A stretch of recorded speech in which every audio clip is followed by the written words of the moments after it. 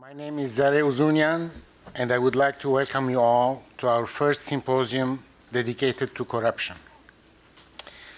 I will start by sharing a little secret with you. While organizing this conference presented some serious challenges, the success was fairly predictable. We knew from the start it would be a successful one. We knew that our expert speakers will answer positively to our invitation and travel long distances to join us. We knew our audience will heed the call and spare a beautiful spring Saturday to participate. We even guessed that other compatriots from other towns will step forward and request to duplicate this symposium in their own town. Indeed, Montreal will organize a similar event next Saturday. The reason for this anticipated response is simple. The theme of the conference is in itself a uniting factor. All of us here this morning are here this morning because we all believe that corruption is a bad thing. It is a bad thing anywhere in the world, and it is a bad thing in Armenia. In fact, it is rather difficult to find anyone who would condone or encourage corruption in any form or at any level. Of course, stating the obvious and applying the right principles of governance are two different things. Today, we will have the chance of listening to various speakers who not only have distinguished themselves throughout their lives as activists in their own fields, but based on their expertise, their engagement, and their personal experiences, will dissect the problem of corruption in general, as well as how it applies to Armenia, our motherland, with its dire consequences on the lives of ordinary citizens. We would like to thank all of our speakers for having graciously accepted our invitation and for sharing their experiences with us. Our wish is to have a fruitful conversation and elevate our discussion beyond the inevitable criticism to a constructive level by proposing possible solutions and by being inclusive of different points of view. Indeed, it is safe to assume that the ultimate objective of everyone in this room is to have a country where the rule of law is equally applied to all, with an independent judiciary system, a country where human rights take precedence over economic or political considerations, where government, civil society, academia, and business work together, hand in hand, towards a solid statehood.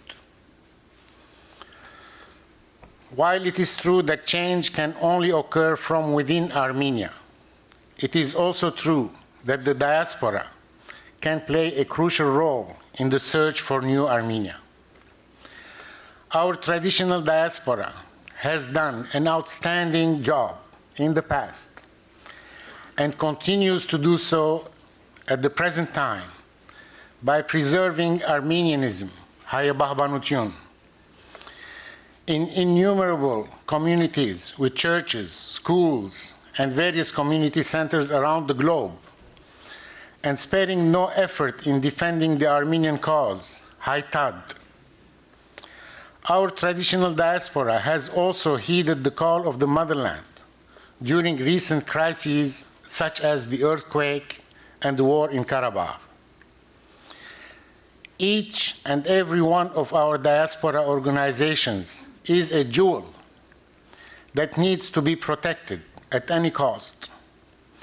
But today, in addition to these important missions, there is an additional and fundamental issue as Armenia faces an existential challenge due to the unsustainable rate of emigration.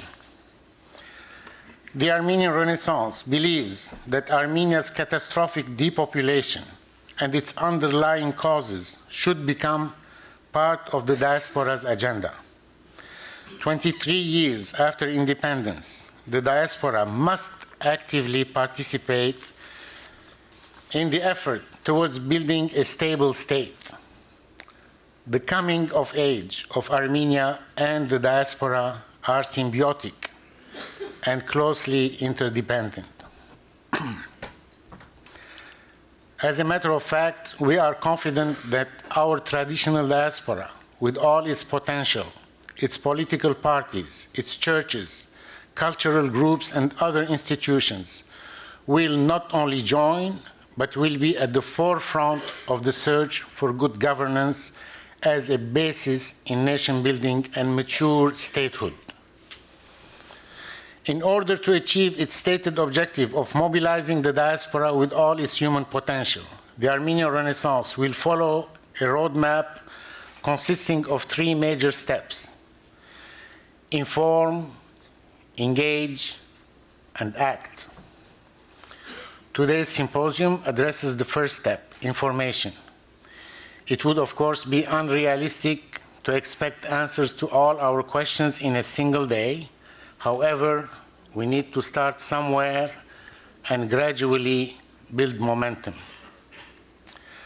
The roadmap within Armenia may be even more complex, and our Hayastansi speakers will probably shed some light on their own vision throughout the day. But for us, diasporans, it looks like there needs to be a serious coalition in Armenia of all forward-thinking groups and individuals, willing to put aside their differences and bring together all the resources needed to bring about change. The Armenian Renaissance welcomes and supports the creation and the growth of reform and civic groups in our motherland. We shall encourage the cooperation between these various groups and the institutionalization of the creative thoughts and processes that will bring about a new Armenia.